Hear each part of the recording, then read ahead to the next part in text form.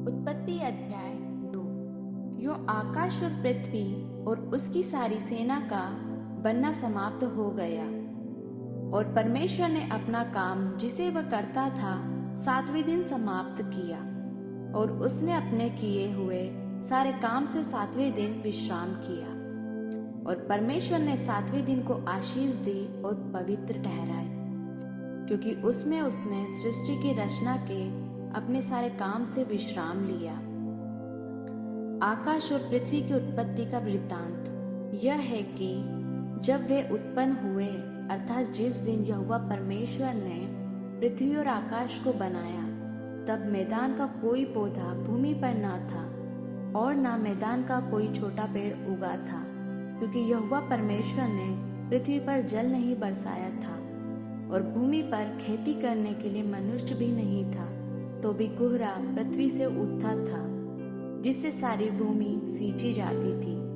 तब यहोवा परमेश्वर ने आदम को भूमि की मिट्टी से रचा और उसके नथनों में जीवन का श्वास फूंक दिया और आदम जीवित प्राणी बन गया। और यहोवा परमेश्वर ने पूर्व की ओर अदन में एक वाटिका लगाई और वहां आदम को, जिसे उसने रचा था, रख दिया।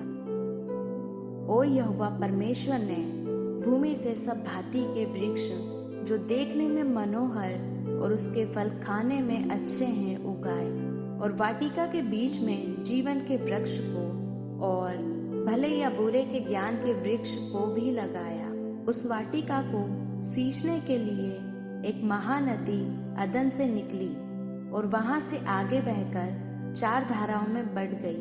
पहली धारा का नाम पिशोन, यह वही है जो हवीला नाम के सारे देश को, जहाँ सोना मिलता है, घेरे हुए है।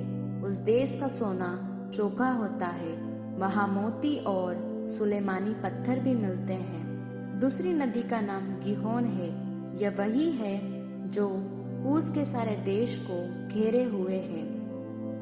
और तीसरी नदी का नाम हिद्देकेल है, यह वही है जो अश्शूर के पूर्व की ओर बहती है।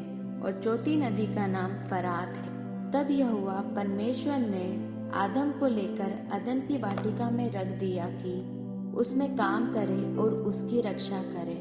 और यहोवा परमेश्वर ने आदम को यह आज्ञा दी कि तू वाटिका के सब वृक्षों का फल बिना खटके खा सकता है, पर भले या बुरे के ज्ञान का जो वृक्ष है उसका फल तू कभी ना खाना, क्योंकि जिस दिन तू उसका फल खाएगा उसी दिन अवश्य मर जाएगा। फिर यहोवा परमेश्वर ने आदम का अकेला रहना अच्छा नहीं है, मैं उसके लिए एक ऐसा सहायक बनाऊंगा जो उससे मेल खाए।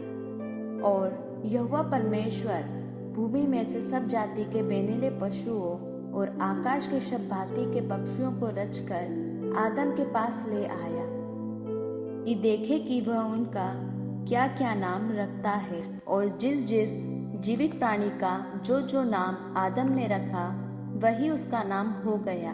अतः आदम ने सब जाति के घरेलू पशुओं और आकाश के पक्षियों और सब जाति के बेनीले पशुओं के नाम रखे, परंतु आदम के लिए कोई ऐसा सहायक ना मिला जो उससे मेल खा सके। तब यहोवा परमेश्वर ने आदम को भारी नींद में डाल दिया, और जब वह सो गया तब उसने उसकी एक पसली निकालकर उसकी जगह मांस भर दिया। और यहोवा परमेश्वर ने उस पसली को जो उसने आदम में से निकाली थी स्त्री बना दिया और उसको आदम के पास ले आया। तब आदम ने कहा, अब यह मेरी हड्डियों में की हड्डी और मेरे मांस में का मांस है, इसलिए इसका नाम नारी होगा, क्योंकि यह नर में से निकाली गई है। इस कारण पुरुष अपने माता पिता को छोड़कर अपनी पत्नी से मिला रहेगा और वे एक ही तन बने रहेंगे।